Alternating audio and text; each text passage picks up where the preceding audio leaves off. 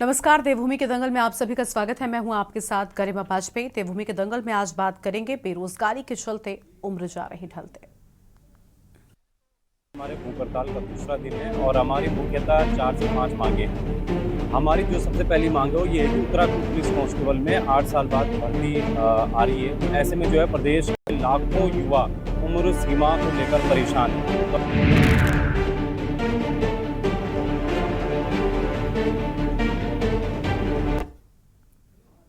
उत्तराखंड में बेरोजगारों के मुद्दे पर सियासत लगातार जारी है। दरअसल राज्य के हजारों युवा उत्तराखंड बेरोजगार संघ के बैनर तले आंदोलन कर रहे हैं। 2 दिन पहले मुख्यमंत्री आवास कूच करने के बाद बेरोजगार युवाओं ने अब भूख हड़ताल शुरू कर दी है। वहीं बेरोजगारों के इस आंदोलन को कांग्रेस का भी समर्थन मिल रहा है। कांग्रेस प्रदेश उपाध्यक्ष सूर्यकांत कसमाना ने पार्टी के नेताओं के साथ बेरोजगारों के धरने को समर्थन दे दिया है और साथ ही सरकार से बेरोजगारों की मांगों को पूरा करने की मांग कर दी है। बताते चले कि बेरोजगार युवाओं ने सरकार से विभिन्न विभाग में खाली चल रहे पदों पर जल्द भर्ती प्रक्रिया शुरू करने, पुलिस कांस्टेबल और वन आरक्षी भर्ती परीक्षा में आयु सीमा बढ़ाने के साथ तमाम मांगों को लेकर आंदोलन भी शुरू कर दिया है। अब आरोप है कि कांग्रेस युवाओं को भड़काने का काम कर रही है। भाजपा का तर्क है कि राज्य के युवा मुख्यमंत्री युवाओं के मुद्दों को लेकर बेहद गंभीर हैं। धामी सरकार में रिकॉर्ड 16,000 से ज्यादा नियुक्तियां दी गई। इसके अलावा धामी सरकार में पारदर्शिता और योग्यता के आधार पर बेरोजगारों को नौकरी भी दी जा रही है और साथ ही साथ सख्त नकल विरोधी कानून भी धामी सरकार की ओर से बनाया गया है। सवाल यह है कि क्यों आखिर सरकार बेरोजगार युवाओं की मांगों को पूरा नहीं कर रही है। आज इसी मुद्दे पर करेंगे विस्तार से बातचीत। खास मेहमानों का पैनल हमारे साथ में जुड़ने वाला है, लेकिन उससे पहले ये रिपोर्ट देखिए। हमारे भूख हड़ताल का दूसरा दिन है और हमारी मुख्यतः 4 से 5 मांगे हैं। हमारी जो सबसे पहली मांग है वो ये है कि उत्तराखंड पुलिस कांस्टेबल में 8 साल बाद भर्ती आ रही है। ऐसे में जो है प्रदेश के लाखों युवा उम्र सीमा को लेकर परेशान है। उत्तराखंड की धामी सरकार की टेंशन कम होने का नाम नहीं ले रही है। दरअसल राज्य में सरकार के खिलाफ आक्रोश कम होने का नाम नहीं ले रहा है। इसी कड़ी में अब बेरोजगार युवाओं ने भी सरकार के खिलाफ मोर्चा खोल दिया है। बेरोजगार युवाओं ने अपनी 5 सूत्रीय मांगों को जल्द पूरा करने की मांग की है। इसके तहत बेरोजगार युवाओं ने सरकार से विभिन्न विभागों में खाली चल रहे पदों पर जल्द भर्ती प्रक्रिया शुरू करने, पुलिस कांस्टेबल और वन आरक्षी भर्ती परीक्षा में आयु सीमा बढ़ाने के साथ ही तमाम मांगों को लेकर आंदोलन शुरू कर दिया है। बेरोजगार युवाओं ने धामी सरकार पर वादा खिलाफी का भी आरोप लगाया है। वहीं कांग्रेस ने भी बेरोजगारों के आंदोलन को समर्थन देते हुए भाजपा सरकार में सबसे ज्यादा बेरोजगारी बढ़ने का दावा किया। आज हमारे भूख हड़ताल का दूसरा दिन है और हमारी मुख्यतः 4 से 5 मांगे हैं।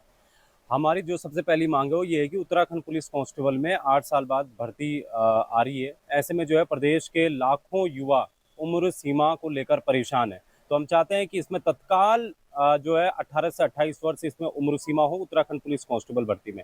इसके अलावा जो दूसरी हमारी मुख्यतः मांग है वो ये है कि हम चाह रहे हैं कि ऊर्जा विभाग की जो भर्ती है उसमें जेई और टीजीटी के जो है हजारों पद खाली हैं, उनकी विज्ञप्ति तत्काल जारी की जाए।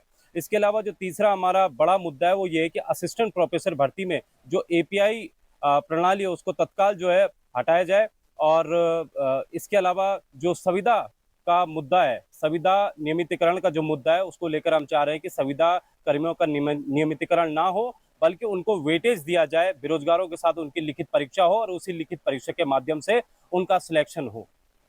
हालत खराब है पूरे प्रदेश के अंदर रोजगार की। पिछले 7 वर्षों से जब से भारतीय जनता पार्टी की सरकार इस राज्य में आई है, बेरोजगारी जिस स्तर पे पहुंच गई है, चरम पर है। जब से देश आजाद हुआ तब से लेके अब तक जब हम उत्तर प्रदेश में थे और राज्य बनने के 24 वर्षों में इतनी बेरोजगारी उत्तराखंड में कभी नहीं हुई जो आज भारतीय जनता पार्टी की डबल इंजन की सरकार में देखने को मिल रही है। चरम पर बेरोजगारी। पुलिस में भर्ती, कमाल की बात यह है 8 वर्ष से भर्ती नहीं खुली।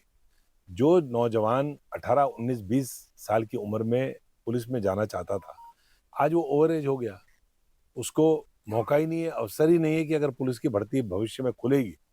पहले तो खुलेगी नहीं, मुझे लगता नहीं है खुलेगी, क्योंकि 3, 4, 5 बार ये कह चुके हैं कि हम खोल रहे हैं, अध्याचन के लिए भेज रहे हैं, फलाना कर रहे हैं, लेकिन अल्टीमेटली वो भर्ती होती नहीं। अगर हो भी जाएगी तो जो नौजवान आज से 7 साल पहले एलिजिबल था, आज वो एलिजिबल ही नहीं है, उसके तो ओवर एज हो गया।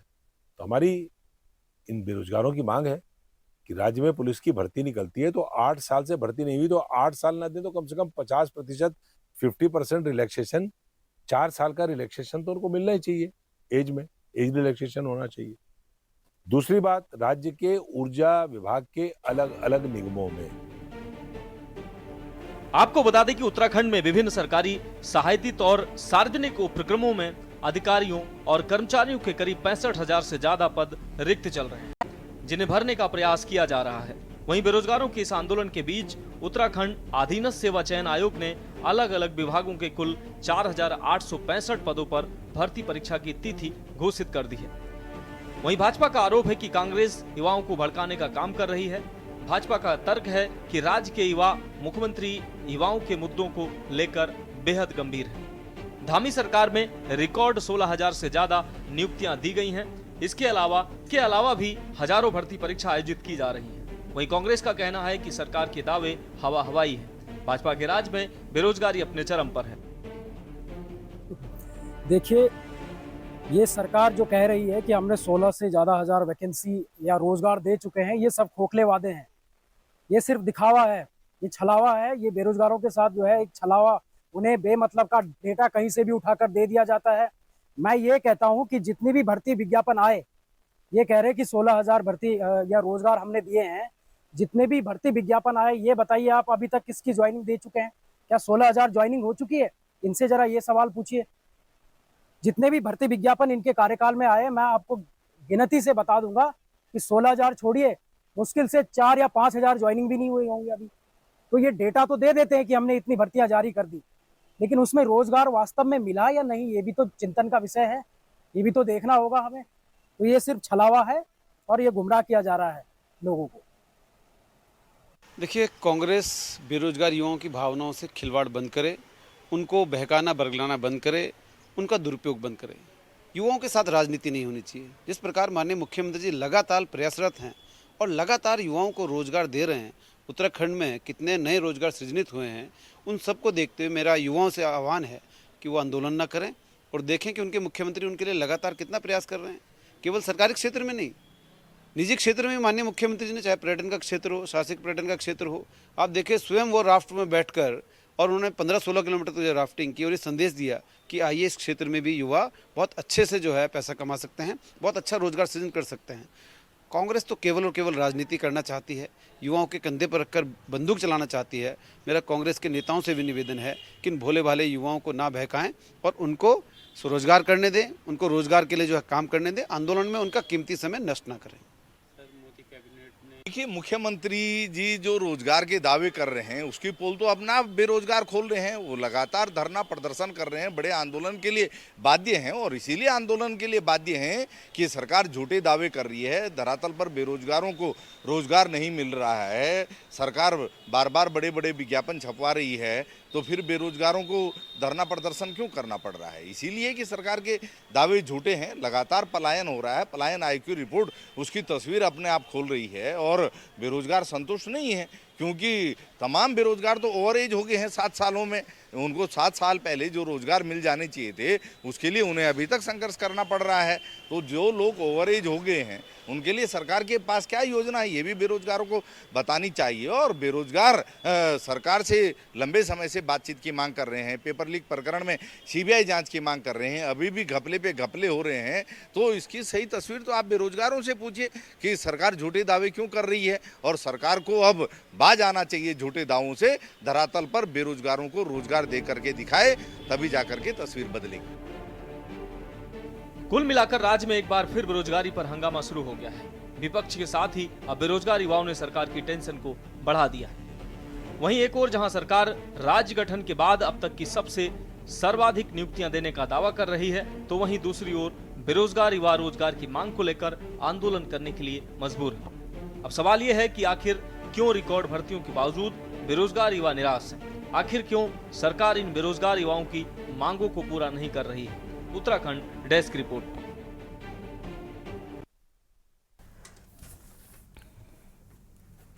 देवभूमि के दंगल में आज इसी मुद्दे पर करेंगे विस्तार से बातचीत। खास मेहमानों का पैनल हमारे साथ में जुड़ चुका है, उनसे आपका सबसे पहले परिचय करवाते हैं। हमारे साथ में संजीव वर्मा जी हैं, प्रदेश प्रवक्ता हैं भारतीय जनता पार्टी की ओर से। शिषपाल सिंह बिष्ट जी हमारे साथ में हैं, प्रदेश प्रवक्ता कांग्रेस पार्टी की ओर से।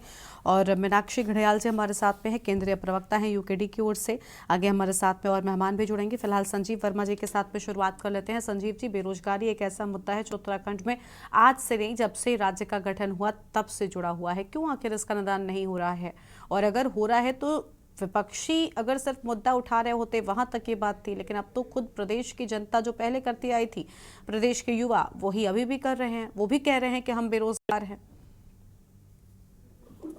गरिमा जी, देखिए, सबसे पहले तो कांग्रेस पार्टी को बताना चाहिए इनकी 10 साल राज्य में सरकार रही।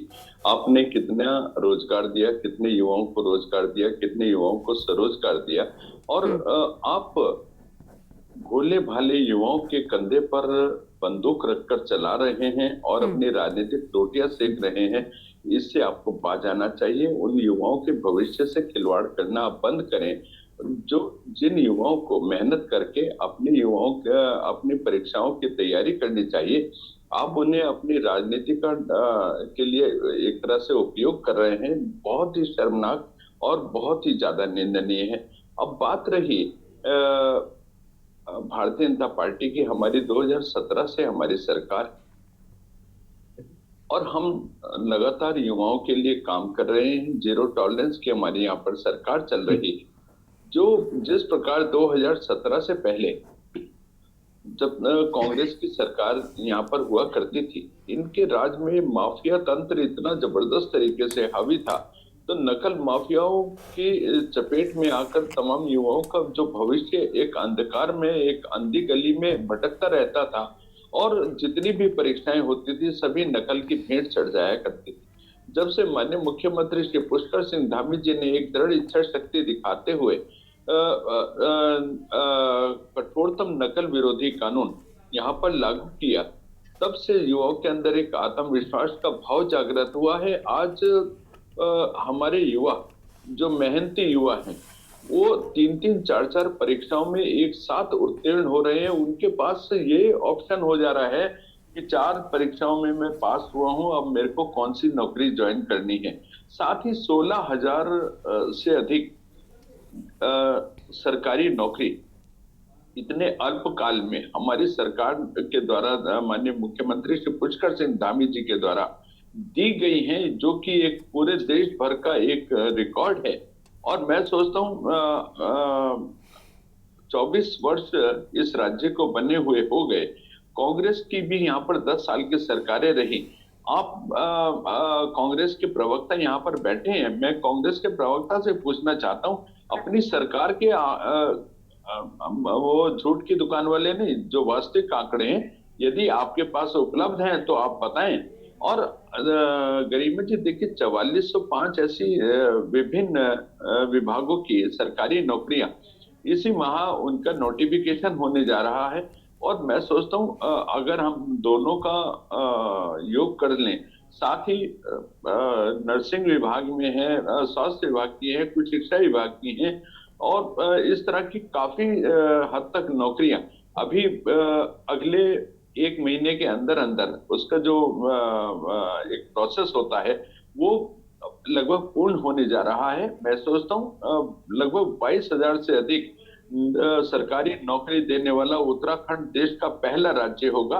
और जिस प्रकार से आप बेरोजगारी की बात कर रहे हैं, तो अभी जो एक नेशनल डाटा आया था उसमें उत्तराखंड बेरोजगारी के मामले में यहाँ पर बेरोजगारी दर पूरे देश भर की सबसे कम थी।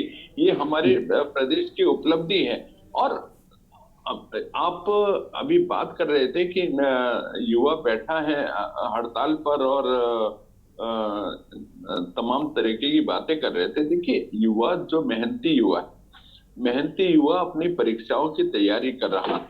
और अभी आप बॉबी पंवार की बात कर रहे थे, तो बॉबी पंवार अभी विगत में एक चुनाव लड़े हैं और अब उन्हें क्योंकि अगला भी कोई चुनाव की तैयारी करनी होगी, तो वो, मैं सोचता हूँ, युवाओं का एक तरह से उपयोग कर रहे हैं अपने राजनीति के लिए। और वो उसके पीछे पूरी की पूरी कांग्रेस पार्टी एक तरह से उनके साथ खड़ी है और कांग्रेस पार्टी ही युवाओं को भड़काने का, बरगलाने का और भ्रमित करने का काम कर रही है। जो हमारा मेहनत कश युवा है वो उसको रोजगार चाहिए, उसको स्वरोजगार चाहिए और रोजगार और स्वरोजगार देने की दिशा में हमारी सरकार लगातार काम कर रही है। चाहे पर्यटन की बात करें, शिक्षा की बात करें, स्वास्थ्य की बात करें, चाहे अन्य विभागों की बात करें, तमाम सेक्टर्स में रोजगार स्वरोजगार के बड़े अवसर युवाओं के लिए खोले जा चुके हैं। और स्वरोजगार की दिशा में होम स्टे की जो हमारी एक महत्वाकांक्षी योजना उत्तराखंड में बहुत बेहतरी के साथ चल रही है, जिसमें 4400 से ज्यादा होम स्टे अभी जो सरकारी उसमें दर्ज हैं, जिसमें माननीय प्रधानमंत्री जी ने कहा था कि जॉब सीकर नहीं बल्कि जॉब गिवर की भूमिका में आए। तो ऐसे में आप ये देखिएगा, जॉब गिवर की भूमिका में हमारे युवा आए हैं और उन्होंने अपने गांव, अपने खलियानों का भी ध्यान किया है और अपने घर पर बैठे ही एक होम स्टे चलाया है।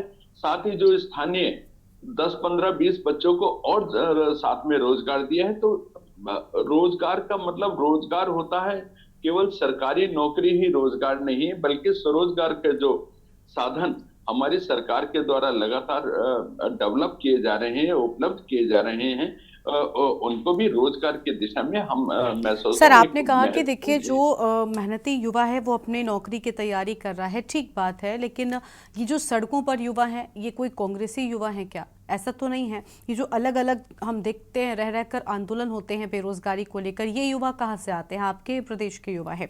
एक तरफ आप युवा मुख्यमंत्री होने की बात कहते हैं, बड़े बड़े आंकड़े दिखाते हैं, मुझे नहीं समझ में आता कि इन आंकड़ों के बाद जो युवा सामने आकर बेरोजगारी का मुद्दा उठाते हैं या रोजगार की मांग करते हैं वो कहाँ से आते हैं? इसी प्रदेश के तो युवा हैं। और अगर आंकड़ों पर भी नजर डालें तो क्या 100% युवाओं को रोजगार मिल चुका है? क्या बेरोजगारी दर पर अगर हम नजर डालें तो क्या वाकई में उत्तराखंड की दूर हो सकी है? मुझे लगता है इन सारी समस्याएं तो जस के तस है। जब भी उत्तराखंड की समस्याओं की बात होती है तो बेरोजगारी उसमें सबसे ऊपर आता है। पलायन आपके साथ इसीलिए जुड़ा क्योंकि बेरोजगारी थी। एक समस्या से दूसरी समस्या का भी वहीं से उत्पन्न हुई है। तो ये कहना कि हमने तो बेरोजगारी दूर कर दी है, युवाओं को रोजगार दिया है, ये कैसे ठीक हो पाएगा? सर लौटूंगी और मेहमान हैं उनको जोड़ लेते हैं, सबकी प्रतिक्रिया आप सुन लीजिए संजीव जी, उसके बाद आपसे जवाब लेंगे इसका। अभी जेपी ध्यानी जी हमारे साथ में जुड़ चुके हैं, प्रदेश संयोजक हैं उत्तराखंड बेरोजगार संघ की ओर से। बहुत स्वागत सर आपका भी, आपके पास आएंगे, लेकिन उससे पहले शिषपाल सिंह बिष्ट जी को सुन लेते हैं, कांग्रेस पार्टी के प्रदेश प्रवक्ता हैं। बहुत स्वागत आपका भी शिषपाल जी। शिषपाल जी कह रहे हैं संजीव जी कि आंकड़े तो उनके कह रहे हैं कि उन्होंने कई सारे युवाओं को रोजगार दिया और मेहनती युवा तो घर पर बैठकर तैयारी कर रहा है, फिर ये सड़कों पर जो बेरोजगारी को लेकर आंदोलन करता हुआ युवा है ये कहाँ से आया? और विपक्ष पर उन्होंने आरोप भी लगाया कि कम से इस्तेमाल किया जा रहा है युवाओं का विपक्षों की ओर से। देखिए गरिमा जी, बड़ा शर्मनाक बयान है भाजपा के प्रवक्ता का। वो कह रहे हैं कि प्रदेश का बेरोजगार नौजवान कांग्रेस के बहकावे में है। जो बेरोजगार नौजवान इस प्रदेश का भविष्य है, जिस युवा के कंधों पर उत्तराखंड का भविष्य है, आप उस पर इस प्रकार के अनर्गल आरोप लगा रहे हैं। हमारे प्रशिक्षित बेरोजगार नौजवान, उनके सब्र का बांध टूट गया है आपके झूठे वादों से। बार बार सरकार आश्वासन देती है कि हम आपको रोजगार देंगे, लेकिन वो रोजगार आंकड़ों से बाहर निकल के कहीं दिखाई नहीं देता धरातल पे। 7 साल से प्रचंड बहुमत की भाजपा की सरकार है। त्रिवेंद्र सिंह रावत जी का शासनकाल आपको याद होगा गरिमा जी, बार बार अखबारों में विज्ञापन छपे, विज्ञप्ति छपी कि 25,000 पदों पे हम नियुक्ति करने जा रहे हैं, लेकिन उनके शासनकाल में वो नियुक्तियां नहीं हुई। उसके बाद तीरथ सिंह रावत जी प्रदेश के मुख्यमंत्री बने, वो भी लगातार कहते रहे कि हम 25,000 पदों पे भर्तियां करने जा रहे हैं। जिस दिन उनकी विदाई हो रही थी रात को 12 बजे मुख्यमंत्री आवास में उन्होंने पत्रकार वार्ता बुलाई और 12 बजे रात मैं उस पत्रकार वार्ता को देख रहा था, मुझे लगा कोई बहुत महत्वपूर्ण बात वो कहने वाले होंगे। उन्होंने कहा कि हम 25,000 पदों पे भर्तियां करने वाले थे, लेकिन वो भर्तियां हुई नहीं। उसके बाद धामी जी मुख्यमंत्री बने और उन्होंने 1 महीने बाद प्रेस कॉन्फ्रेंस की और उन्होंने कहा 25,000 पदों पे भर्तियां करने वाले। वो 25,000 पद आज तक नहीं भरे गए हैं। अभी हमारे बेरोजगार संघ के नेता को मैं डिस्क्रिप्शन में सुन रहा था, वो कह रहे थे कि महज 4-5 हजार पदों पे भी नियुक्तियां नहीं हुई है। जो नियुक्तियों के दावे भाजपा सरकार कर रही है वो खौकने हैं, क्योंकि हमारे बेरोजगार दोबारा से धरना प्रदर्शन करने के लिए, आंदोलन अनशन करने के लिए मजबूर हैं। और 7 सालों से आपकी प्रचंड बहुमत की सरकार है। जो नियुक्तियां 7 साल पहले हो जानी चाहिए थी, इस दौरान जो लोग ओवरएज हो गए हैं, उसके बारे में सरकार के पास क्या रोड मैप है, क्या नीति आपकी है?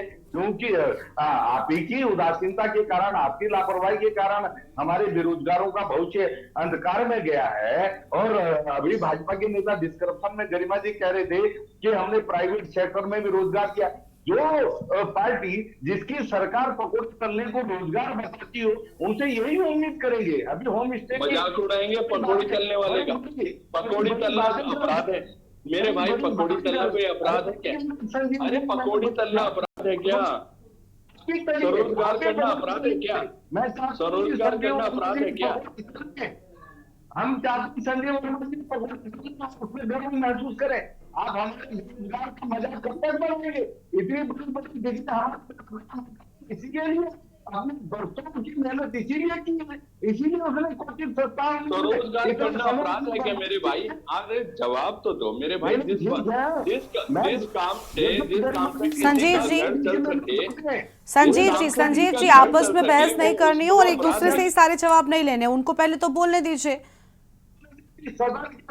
कंप्लीट करने दीजिए। बीच में बोलने से फिर बात कट जाएगी ना, और मेहमान भी आए हमारे साथ में चर्चा करने के लिए। क्यों कुचलना चाहते हैं आप बताइए? आप कह रहे थे कि होम स्टे हमने कितने बार घाटी का निवासी हो, मेरी घाटी में सबको बड़ी आशा उम्मीद के साथ होम स्टे बनाने से, लेकिन 4 धाम यात्रा के उदासीनता के कारण चौपट हो गई है। हमारे साथियों को इंस्टॉलमेंट देनी भारी पड़ रही, उनके पास जो है उनसे अनुसार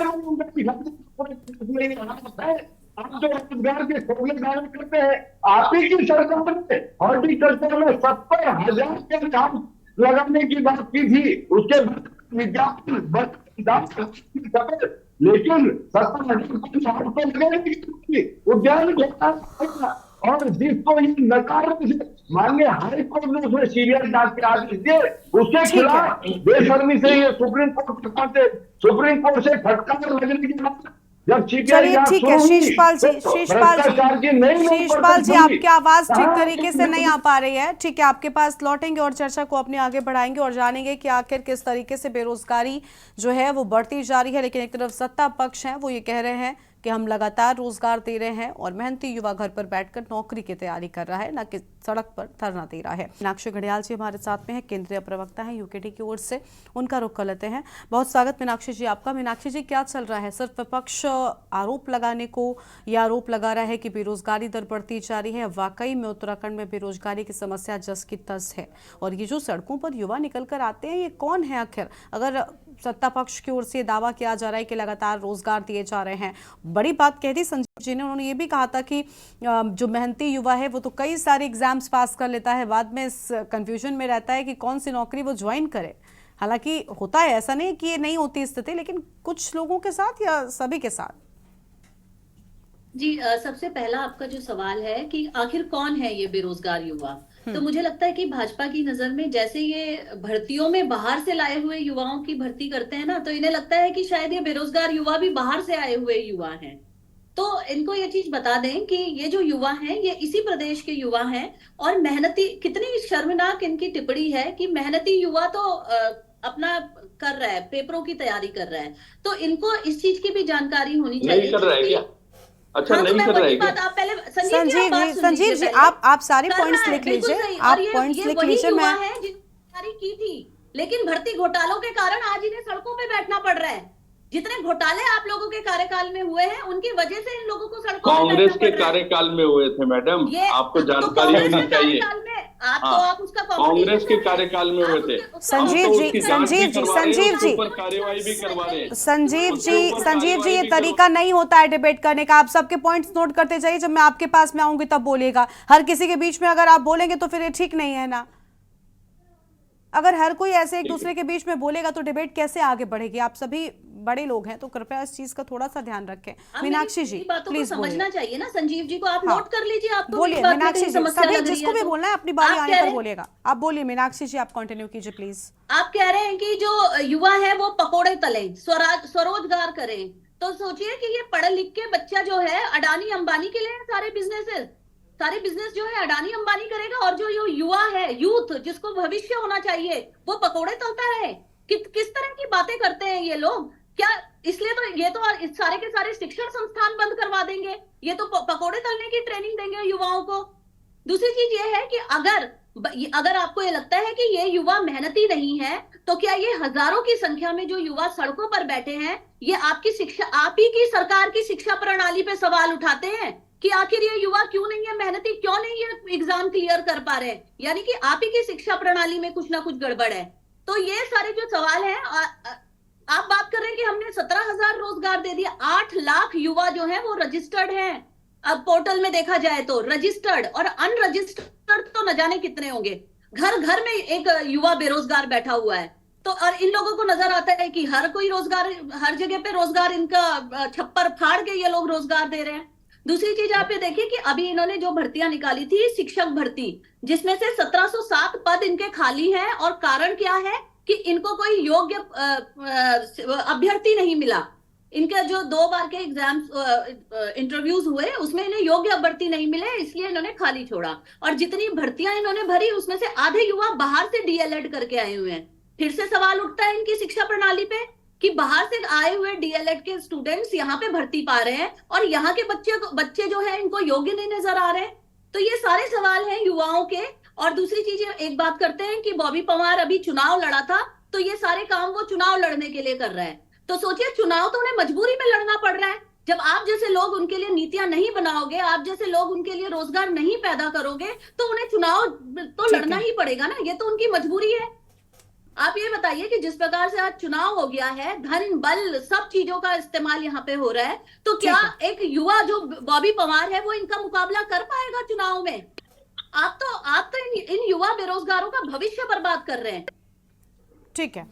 अब हमारे साथ में जेपी ध्यानी जी हैं, प्रदेश संयोजक हैं उत्तराखंड बेरोजगार संघ की ओर से। उनका रुख कर लेते हैं। स्वागत आपका भी ध्यानी जी। ध्यानी जी, क्या लग रहा है, आप बेरोजगारों की मांग को, उनकी बातों को बुलंद करते हैं, लेकिन सत्ता पक्ष से संजीव जी प्रवक्ता आज हमारे साथ में हैं। उनका कहना है कि हमारे आंकड़े तो कुछ और ही कह रहे हैं। इन आंकड़ों में आपको कितनी सच्चाई नजर आती है? और एक दावा किया जाता है कि उत्तराखंड के मुख्यमंत्री युवा मुख्यमंत्री हैं, जो युवाओं की समस्याओं को बड़ी बेहतरी के साथ समझते हैं। क्या ये सच है?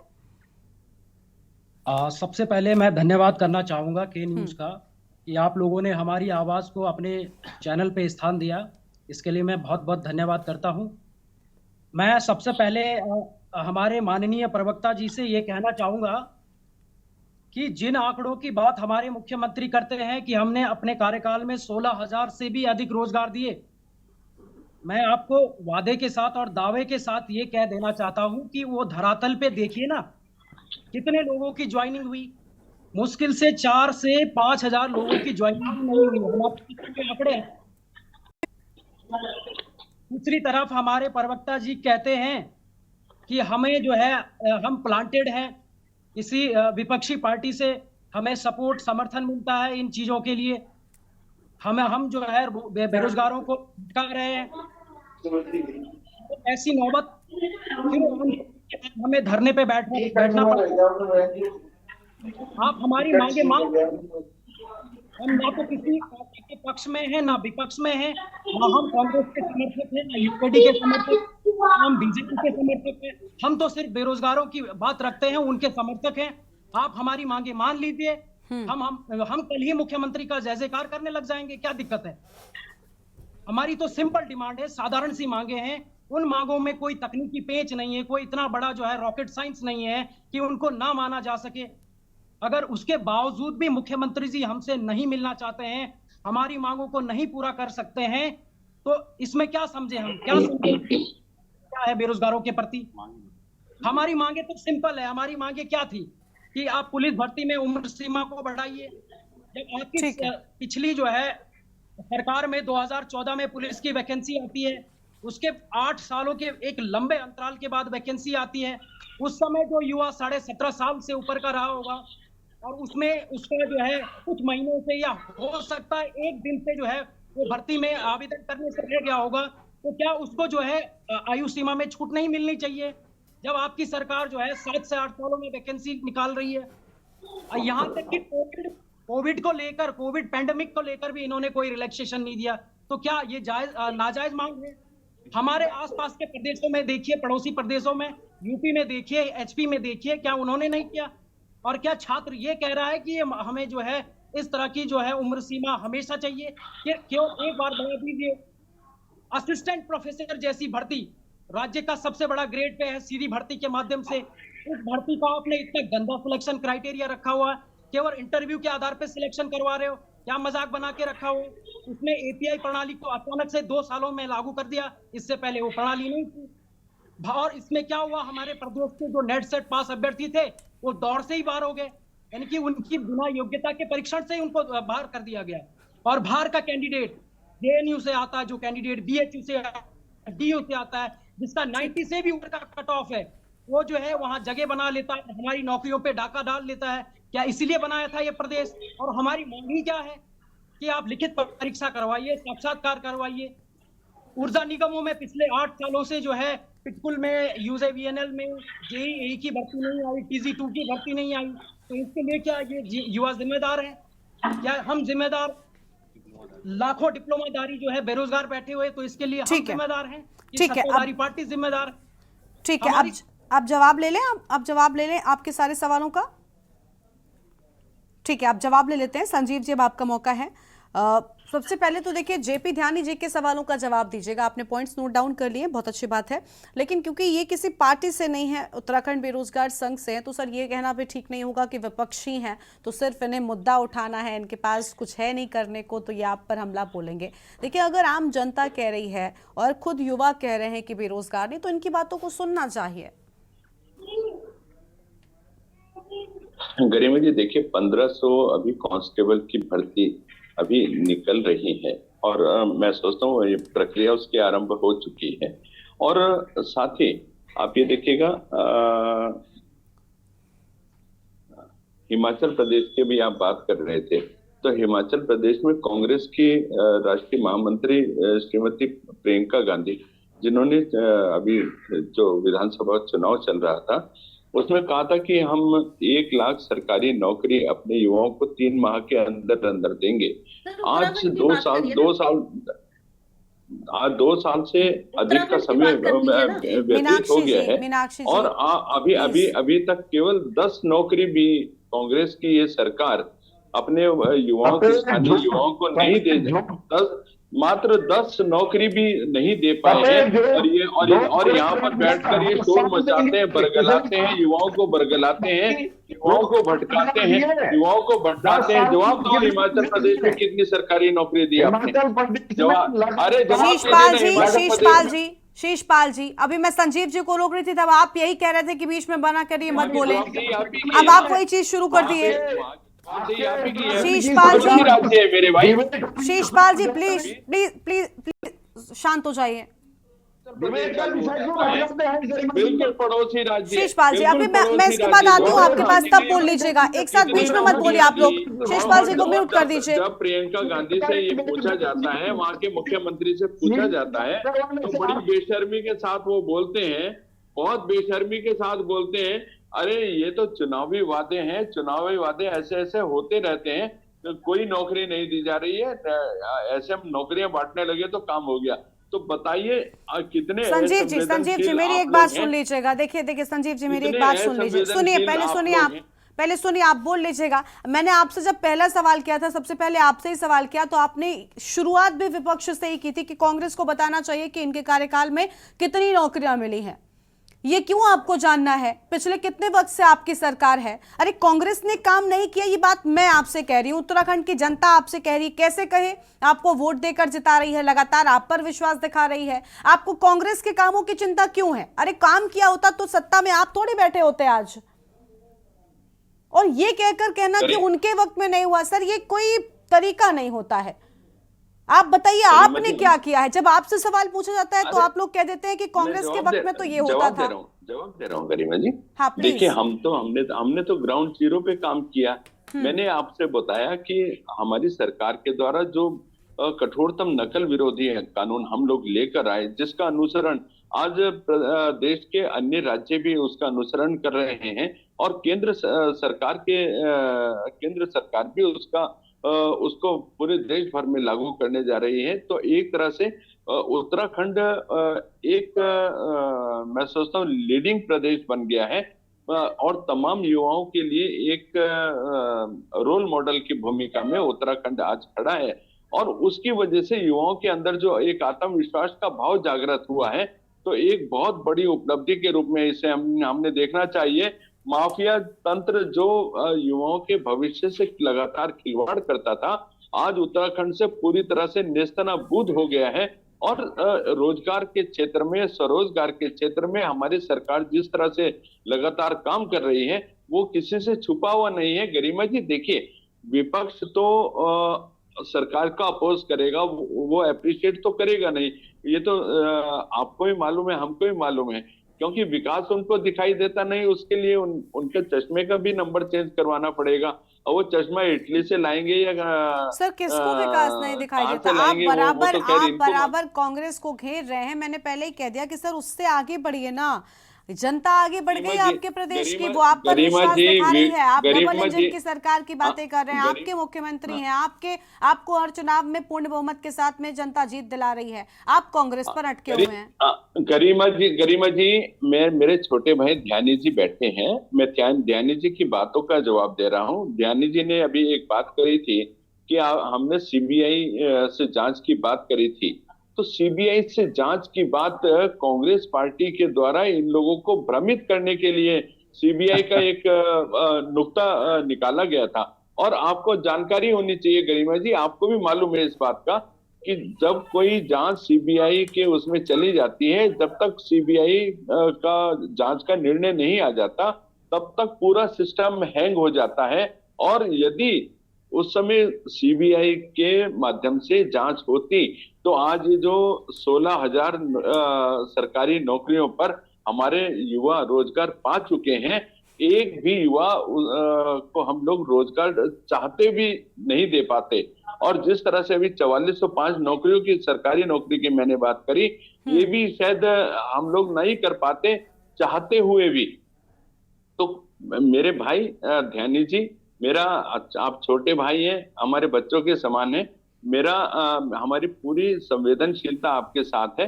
आप मेहनत कीजिए, आप युवा हैं, आप उत्तराखंड का भविष्य हैं, और कांग्रेस की और तमाम विपक्षी दलों की राजनीति में आप मोहरा मत बनिए। ये लोग आपके कंधे पर बंदूक रख के चला रहे हैं, आप मेहनत करके आगे बढ़िए। और गरिमा जी देखिए, 190 पीसीएस अधिकारी अभी जो भर्ती प्रक्रिया हुई थी, स्थानीय युवा 190 उसके अंदर उत्तीर्ण हुए हैं। ये उत्तराखंड के लिए एक बड़ा गौरव का विषय है।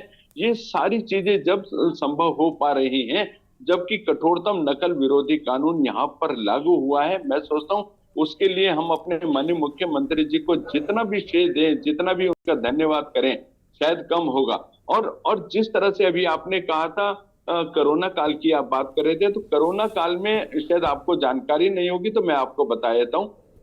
कोरोना काल के तुरंत बाद में 1 से लेके 2 से लेके 3 साल तक अलग अलग डिवाइड किया गया था।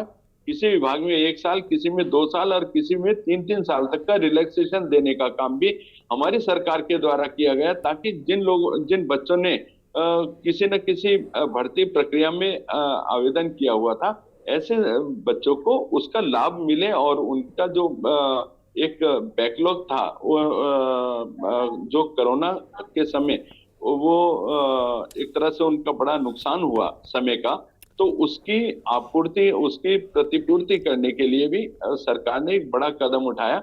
सरकार पूरी तरह संवेदनशील है, सरकार आपके साथ है, सरकार युवाओं के साथ है। और जिस तरह से कांग्रेस पार्टी उत्तराखंड को डिफेम करने का काम करती है, 4 धाम को डिफेम करने का काम करती है, और 4 धाम यात्रा के तहत हमारे जो यात्रा मार्गों पर जितने लोग अपना स्वयं का व्यवसाय करते हैं, स्वरोजगार करते हैं, उनका भी रोजगार को डिस्टर्ब करने का काम करती हैं। ये रोजगार विरोधी हैं, चार धाम विरोधी हैं, ये उत्तराखंड विरोधी हैं। इनसे आप दूरी बनाए रखें तो मैं सोचता हूँ बहुत अच्छा होगा, और आपके सुखद और एक अच्छे भविष्य की हम कामना करते हैं। सरकार आपके साथ है, आप सरकार के ऊपर भरोसा रखिए जी। ठीक है, सरकार पर भरोसा देखिए आम जनता ने रखा है। इसके पहले भी नतीजों के माध्यम से मुझे लगता है ये सरकार भी जानती है कि जनता आप पर भरोसा दिखा रही है। उस भरोसे पर आप कितने खरे उतर रहे हैं संजीव जी? अब बारी आपकी है, क्योंकि आप डबल इंजन की सरकार है, सारा समर्थन आपको मिल रहा है। मैं नहीं करती पहला सवाल शिषपाल जी के साथ में कभी भी, क्योंकि वो सत्ता में नहीं है। जवाबदेही मेरे हिसाब से वर्तमान में आपकी बनती है। चलिए ठीक है, आपके पास गरिमा जी 1500 कांस्टेबल की भर्ती के ऊपर भी प्रक्रिया चल रही है। ठीक है, मैं आपको बता रहा हूँ। ठीक है सर, लौटेंगे आपके पास में। और मेहमान भी हमारे साथ में है, शिषपाल जी का ही रुख कर लेते हैं, उसके बाद ध्यानी जी के पास में जाएंगे। शिषपाल जी, कांग्रेस पार्टी के वक्त में कितना रोजगार दिया गया, ये सवाल संजीव जी कर रहे थे। हालांकि आपकी ओर से भी खूब सारी बातें उठाई गई, मुद्दा उठाया गया, लेकिन जिस वक्त कांग्रेस की सरकार भी थी उस वक्त भी बेरोजगारी दर कुछ ऐसा ही था जैसा आज है। देखिए गरिमा जी, मैं आपके सवाल का जवाब पहले ही बार देने वाला, लेकिन संजीव जी ने तब बीच में इंटरप्ट कर दिया और आपने भी मेरा समय काट दिया, इसलिए इसका जवाब बीच में नहीं बोलेंगे ना प्लीज। आप बोल हाँ, जो भी विभागीय ढांचा है वो कांग्रेस की सरकार में बना है। इस प्रदेश का नियोजन ही कांग्रेस की सरकार में हुआ, और आप पता कर लीजिए जितनी भर्तियां हुई है ज्यादातर जो है कांग्रेस की सरकार में और हरीश रावत जी की सरकार में। 32,500 भर्तियां छोटे से कार्यकाल में हुई, 32,500 भर्तियां और 28,000 पदों के अध्याचन 28,000 पदों के अध्याचन हरीश रावत जी की सरकार ने कर दिए थे, जिन पर भर्ती करने की जिम्मेदारी भाजपा सरकार की थी। लेकिन ये अध्याचन होने के बावजूद भी भर्तियां नहीं कर पाए, तो ये इनका फेलियर है सीधे सीधे। और आप प्रदेश के बेरोजगारों से पूछ लीजिए, लगातार हम 17,000 पदों पे भर्ती का दावा कर रहे हैं, लेकिन बेरोजगार जो है उससे अपनी सहमति नहीं जता रहे। इसका मतलब आप सीधे सीधे झूठ बोल रहे हैं। आप भाई क्यों नहीं दे रहे? 1 लाख पद खाली है सरकारी विभागों में, कब इन 1 लाख पदों पर नियुक्तियां होंगी ये प्रदेश के बेरोजगारों को बताया जाना चाहिए। और जैसा मीनाक्षी जी ने भी कहा, अन्य हमारे बेरोजगार साथी ने भी कहा कि 8 लाख पंजीकृत बेरोजगार हैं उत्तराखंड में। कब तक इन बेरोजगारों का इंतजार समाप्त होगा, ये भी सरकार को बताना चाहिए कि भाई आप इस क्रम में इनको रोजगार दिए। और जो होंगे उसके बारे में आपके घर कोई पॉलिसी नहीं, आपसे कोई उम्मीद करने की आवश्यकता नहीं। लेकिन हमारे बेरोजगार साथियों की जो 5 सूत्रीय मांगे हैं बहुत सरल और साधारण मांगे हैं, जायज। अगर आप कहते हैं कि प्रदेश में युवा मुख्यमंत्री है, तो युवा मुख्यमंत्री अगर हमारे युवाओं का दर्द नहीं समझ रहे, हमारे बेरोजगार साथियों का दर्द नहीं समझ रहे, फिर उनसे क्या उम्मीद की जाए? आप जो है 190 पदों पर जो है नियुक्ति करते हैं, अगर इसराइल अपनी पीठ थपथपाए और बेरोजगारों की फौज जो है बेकार की फौज बने, आप कह रहे कि ये बेकार में जो है धरना प्रदर्शन कर रहे हैं, ये मेहनत करने वाले आप हमारे काबिल और मेहनत। ठीक है सर, शिषपाल जी माफ कीजिएगा, आज आपकी आवाज ठीक से नहीं पहुंच रही है, इस वजह से आपको रोक रहे हैं। आपकी आवाज शिषपाल जी अच्छी तरीके से नहीं आ रही, शायद कुछ नेटवर्क की समस्या है। चलिए और मेहमानों को भी जोड़ लेते हैं। केंद्रीय प्रवक्ता मीनाक्षी घड़ियाल से हमारे साथ में, उनको जोड़ लेते हैं। मीनाक्षी जी, बात वही है ना कि विपक्षी सवाल उठा रहे हैं, लेकिन हालात तो दोनों के सत्ता के दौरान कुछ ऐसे ही रहे हैं। कांग्रेस पार्टी ने कोई बहुत बड़ा बेरोजगारी दूर करने का काम किया था क्या? आपको लग रहा है यही दोनों दल हैं जिन्होंने प्रदेश में फिलहाल सत्ता में रहे हैं, जिन्होंने सत्ता में राज किया है, लेकिन बेरोजगारी दूर करने का काम क्या किसी भी दल की ओर से किया गया? देखिए, मैं बिल्कुल बीच में ये बात बोलने वाली थी, लेकिन वही है कि मैं बीच में किसी को टोकना नहीं चाह रही थी। लेकिन बात यह है कि दोनों ही जो सरकारें हैं ये नेशनल पार्टी, दोनों ही जो पार्टीज हैं ये नेशनल पार्टीज हैं, और ये उत्तराखंड से बहुत बाहर चली जाती हैं। तो समस्या यहीं पे आती है कि ये उत्तराखंड की बात ही नहीं कर पाते हैं। जो रही अभी आपने देखा होगा कि स्वास्थ्य विभाग में नर्सिंग अफसरों की भर्ती में फर्जी स्थायी निवास का मामले सामने आए थे, जिसमें कुछ फर्जी स्थायी निवास बना के लोगों ने नौकरियां प्राप्त की थी। तो ये जो मूल निवासियों के साथ जो इनका दुर्व्यवहार है, या मैं कहूंगी कि जो मूल निवासियों को ये नेग्लेक्ट करते हैं, ये इन दोनों की मजबूरी है। ये कांग्रेस के टाइम पे भी हुआ और ये भाजपा के टाइम पे भी हुआ। न जाने क्यों इन्हें मूल निवासियों से इतनी समस्या है। और ये बात करते हैं कि सिर्फ सरकारी नौकरियां नहीं हैं, बल्कि पर्यटन के क्षेत्र में ये इतना ज्यादा बढ़ा रहे हैं सब चीजें। तो लेकिन अगर हम इसकी गहराई में जाएंगे तो पता लगेगा कि अभी अभी एक न्यूज आई थी कि आप टिहरी क्षेत्र में देखो तो वहां पे पार्किंग का ठेका किसी हरियाणा वाले को दिया गया है। तो जब जहां पे हम बात कर रहे हैं कि मूल निवास की इस क्षेत्र, इस राज्य के अंदर मूल निवासियों के लिए बहुत आवश्यकता है कि मूल निवासी जो प्रमाण पत्र है वो आए, क्योंकि जिस तरह से स्थायी निवासियों के साथ ये फर्जीपना यहाँ पे हो रहा है, वो बहुत ही मूल निवास के जो मूल निवासी है उनके अधिकारों पे डाका डाला जा रहा है। तो कहीं ना कहीं जब ये मूल निवासियों के फेवर में नहीं है ये दोनों ही पार्टियां, तो ये समस्या आएगी, बेरोजगारी की समस्या आएगी। तो इसीलिए सबसे पहला जो उत्तराखंड क्रांति दल की तरफ से मैं ये बात कहना चाहूंगी कि इस राज्य के अंदर मूल निवास 1950 की सख्त आवश्यकता है। और एक बात और कहूंगी कि जो राजनीति की बात अभी आ रही थी कि हमारे भाई जो हैं ध्यानी जी ये भी कह रहे थे कि हम ना यूकेडी का समर्थन करते हैं ना कांग्रेस का समर्थन करते हैं। तो हम तो आपको कह भी नहीं रहे कि आप पार्टी का समर्थन करो, लेकिन आपको मुद्दों का समर्थन करना पड़ेगा, वरना आप जानते हैं कि किस प्रकार से सत्ताधारी जो दल है वो किस तरह से लोगों को बांटने की कोशिश करते हैं। तो हमेशा मुद्दों का समर्थन कीजिए, क्योंकि उत्तराखंड क्रांति दल नहीं देखता कि कौन कहां पर है, कौन किस प्रकार का आंदोलन कर रहा है, कौन कैसा आंदोलन कर रहा है। जहां पे क्षेत्रवासियों के भले की बात होती है, उनके अधिकारों की बात होती है, यूकेडी हमेशा वहां पे मौजूद रहता है। तब वो ये नहीं देखता कि ये कौन लोग हैं और कैसे लोग हैं। ठीक है, चलिए तो ठीक है। इसीलिए मुझे लगता है कि मुद्दों का हमेशा समर्थन करना चाहिए। जेपी तभी ध्यानी जी को सुन सत्ताधारी लेते पार्टी जो है। हैं। जेपी ध्यानी जी को अब सुन लेते हैं। जेपी जी, लगातार संजीव जी कह रहे हैं कि इसके पहले 16,000 लोगों को नियुक्तियां दी गई और अभी भी हमने 4,405 और नियुक्तियों की बात उनकी ओर से कही गई हैं और बाकी की नियुक्तियां लाइनअप में हैं। तो ये सारी बातें जब संजीव जी की ओर से कही जा रही हैं तो उत्तराखंड बेरोजगारी संघ को क्या शिकायत है? जब सबको रोजगार मिल रहा है, कितने मिल चुके हैं, कितने मिलने वाले हैं, शिकायत कहाँ है सर? नहीं, देखिए मैम, समस्या पहले तो मैं हमारे प्रवक्ता महोदय जी ने एक बात कही थी कि हमारी सरकार ने नकल विरोधी कानून लेके आए, उसके बाद जो है उत्तराखंड में एक भर्ती प्रक्रिया में एक पारदर्शी प्रणाली आई। मैं प्रवक्ता महोदय को कह देना चाहता हूं, ये जो नकल विरोधी कानून की बात कर रहे हैं ना, ये कानून हमारी क्रांति, हमारी बेरोजगारों की सड़कों पे उस क्रांति से जन्म लिया है इस कानून ने। और इस कानून के ज्यादातर प्रावधान आप देख लीजिएगा, उसमें हमारे सुझाव के माध्यम से ही उसमें इस तरह के प्रावधान किए गए।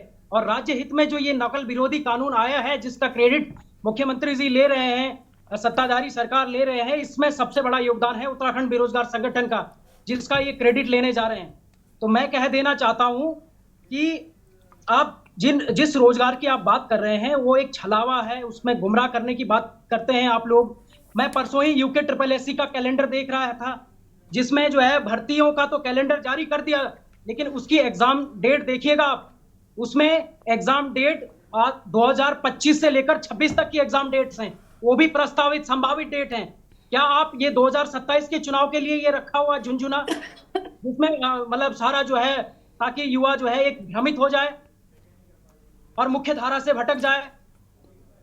आप रोजगार की बात तो करते हैं, लेकिन धरातल में जो वस्तु स्थिति है वो कुछ विपरीत है, बिल्कुल अलग है। हमारे पास डेटा है कितनों को रोजगार मिला, कितनों को ज्वाइनिंग मिली। कई अभ्यर्थी ऐसे हैं हमारे जिनका जो है 2022 में चयन हो चुका है, वो अभी तक अपनी बेटिंग के लिए सड़कों पे जो है नारेबाजी कर रहे हैं, सरकार के खिलाफ धरना प्रदर्शन कर रहे हैं। आप किस रोजगार की बात करते हैं?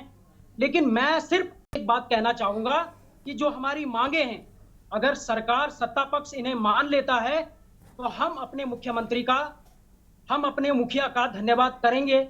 देखिए, हमारा इस पार्टी से ना उस पार्टी से ना किसी से बैर है, हम सिर्फ बेरोजगार हैं, बेरोजगारों के हकों की मांग करते हैं, उनके मुद्दों पे लड़ते हैं। हम कोई प्री प्लान्ड या कोई प्री प्लांटेड कोई ऐसी एक्टिविटी नहीं करते हैं जिसमें पॉलिटिकल जो है इंटरवेंशन हो किसी और का। हम सिर्फ मुद्दों पे बात करते हैं। अगर आप लोग हमारी मांगों को पूरा कर देते हैं तो हमें कोई शिकायत नहीं। ठीक है संजीव जी, बहुत कम शब्दों में एक छोटी सी प्रतिक्रिया। मांगे पूरी होंगी? उत्तराखंड के बेरोजगार लगातार यही मांगे कर रहे हैं आपसे। नहीं, मैं मैम एक बात और कहना चाहूंगा। हमारे प्रवक्ता महोदय कहते हैं कि भटकाव में मत आइए, ये आपकी कंधों पे बंदूक रख के चल रहे हैं, आप मेहनत करिए। ठीक है, आप सुन लीजिए, उनको सुन लीजिए, वक्त बहुत कम है, जल्दी से संजीव जी, बहुत जल्दी से। जब आपको जो है योग्यता से ही, योग्यता यानी कि परीक्षा की दौड़ से ही बाहर कर दिया जाता है, तो आप क्या किस प्रकार मेहनत करोगे? आप एग्जाम देने के काबिल ही नहीं हो।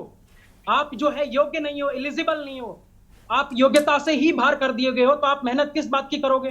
ठीक है, हो गया ना ध्यानी जी। अब संजीव जी को बोलने देंगे आप। संजीव जी जल्दी से, आवाज नहीं आ रही, अनम्यूट कीजिए पहले तो। गरिमा जी देखिए, सरकार युवाओं के साथ है और लगातार जो सरकारी नौकरियां देने की दिशा में हमारी सरकार ने एक महत्वपूर्ण स्थान पूरे देश भर में जो अर्जित किया है, और उससे सरकारी नौकरियां भी लगातार मिल रही हैं, और स्वरोजगार के क्षेत्र में भी उत्तराखंड, मैं सोचता हूँ, बहुत तेजी के साथ हम लोग आगे बढ़ रहे हैं। जिस तरह से अभी जो इन्वेस्टर समिट हुआ था, उसमें 91,000 करोड़ रुपए का इन्वेस्ट जो ग्राउंड हुआ है, उसमें बहुत बड़ी संख्या में यहाँ पर उद्योग आए हैं, जिसमें 1 लाख से अधिक जो रोजगार स्वरोजगार के साधन संसाधन यहाँ पर उपलब्ध हुए हैं। तो मैं सोचता हूँ उसके माध्यम से यहाँ पर एक बड़ी पलायन की समस्या है, उसके ऊपर भी विराम लगने वाला है। और चलिए, उम्मीद है कि देखिए बेरोजगारी पर भी विराम लगेगा। पलायन, अगर बेरोजगारी खत्म होती है तो बड़ा स्वाभाविक है कि पलायन रुक जाएगा, क्योंकि कहीं ना कहीं उसी से उत्पन्न हुई समस्या है। बहुत शुक्रिया आप सभी का हमारे साथ जुड़ने के लिए और अपनी बात रखने के लिए। अपनी चर्चा को हमें यहीं पर रोकना पड़ रहा है। देवभूमि में बेरोजगारी को लेकर सियासत जारी है, लेकिन उम्मीद है कि ये सियासत और ये मुद्दा जल्द ही खत्म होगा और लोगों को रोजगार मिलेगा। देवभूमि के दंगल में इतना ही। तमाम खबरों का न्यूज़ इंडिया। नमस्कार।